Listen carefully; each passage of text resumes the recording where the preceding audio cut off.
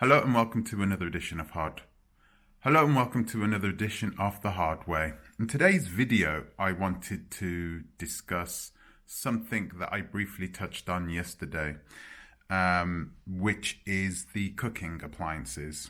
So, of course, as you guys probably already know, the Overland build is going to be super light. All right. So we're doing everything we can to make sure that we are able to use renewable energies on the road, because of course, I don't want to carry heavy propane tanks and gases, and those propane tanks can also leak and all those types of things as well. So I've got the kids in the car. I don't want to bring that with me. And I've seen people stick these huge racks on the back of their cars and stick their propane tanks on the backs. It just looks ridiculous, man. It just looks a bit Mad Max. You understand? You know what I mean when I say Mad Max, don't you? Just a bit overdone. I don't want my car to look overdone. I want my car to be capable. But I also want my car to be able to drive the kids to school and not have everybody turn their heads because I look like it looks like a prop from some post-apocalyptic movie. It needs to look, or even convert into looking like a normal road car for everyday use. When we bring the car back, we are going to be using it for everyday use. Before we leave, we were going to be using it for everyday use. So it needs to have that flexibility to be able to change, into being something which is a daily, into something which is a long-term overland vehicle. I'm not going to have anything like that. So what I will do, no propane tanks, So what I will do is I am focused on bringing one large lithium-ion battery, a big one, not a huge one, but like a good, decent-sized battery pack. A charger, of course, converters, adapters for the electricity, 'cause obviously we're going to use the solar panels. We're going to have solar panels on the roof of the... Oh my goodness. Give me a second. Sorry about that, guys. My battery almost ran out. So what I want to do is I'm going to carry two induction plates with me. This is so we can cook good meals. Some of you guys might be thinking, well, cook good meals. I mean, you can always go out, right? You can go out, do something, eat out. But the whole point, the whole point of overlanding is putting yourself in a position where you can be self-sustaining, right? You can self-sustain yourself for a number of days. That decreases costs, and we're able to control what we eat. My wife is not a vegan, but she's pretty much almost there. The only reason she eats meat is because her mother sometimes will cook her those foods, and she's not going to... she cooks traditional homemade meals, Mediterranean meals. My wife is from the Mediterranean, so she doesn't skimp on things. She doesn't turn things into vegan meals. She just makes those meals. So we're going to be in that position. Of course, we're going to be able to buy foods depending on which country.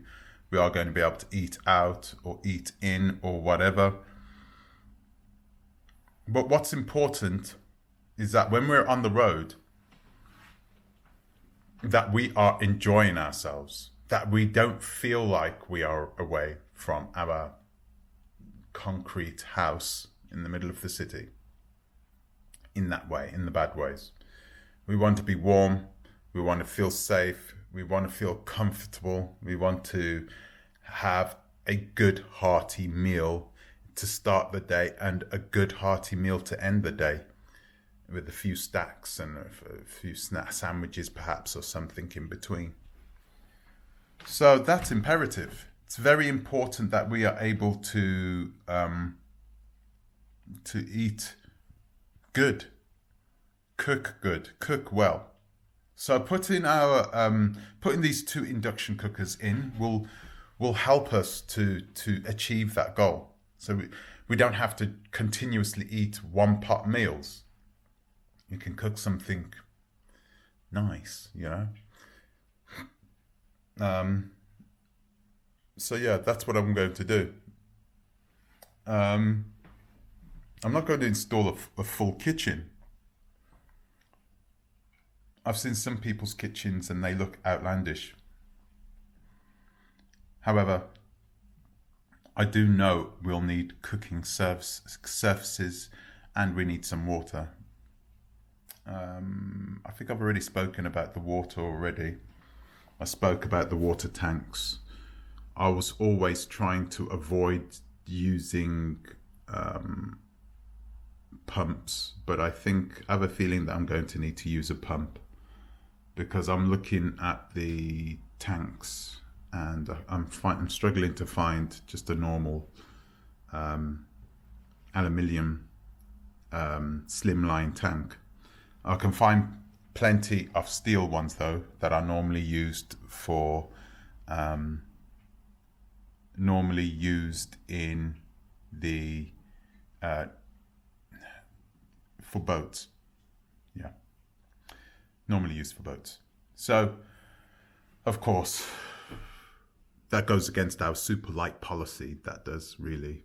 So really I'm going to continue trying to find a lighter solution.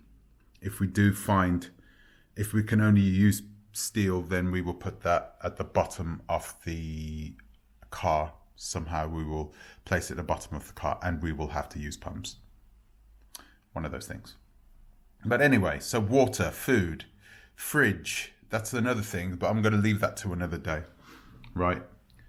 Having all the tools necessary to be able to just confidently cook some really good vegan meals on the go, and film them as well. We're going to film some of them, which is going to be fun. My wife will really, really like that. She's into her vegan meals, so really looking forward to, I'm really looking forward to making something that, building and creating something that we can inspire you guys, hopefully, at the end of the day. That's one of the main reasons why we're doing this as well. To inspire, to influence you guys for the good, for the better. So guys, I'm going to leave it there. I've got to cut this down now because I was looking for the wires so I could charge this thing. So I'm going to edit this video and pop it out today. So guys, thanks for joining me, and I will see you in the next one. Take care.